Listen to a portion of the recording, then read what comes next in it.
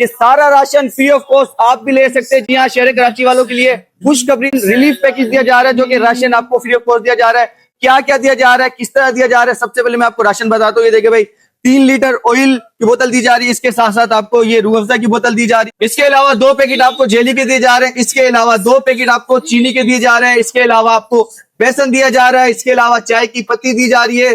3 किस्म की दाल है, जिसमें मूंग की दाल है, चने की दाल है, मसूर की दाल है। इसके अलावा काले चने दिए जा रहे हैं, सफेद चने दिए जा रहे हैं। इसके अलावा बात यहाँ खत्म नहीं होती है। देखिए भाई, आपको चावल भी दिए जा रहे हैं, और ए क्वालिटी के चावल है, ऐसा नहीं कि बीसी क्वालिटी के चावल है भाईजान, ए क्वालिटी के आपको चावल दिए जा रहे हैं। इसके अलावा 10 किलो आटा दिया जा रहा है। ये सब कुछ आपको दिया जा रहा है बिल्कुल फ्री ऑफ कॉस्ट।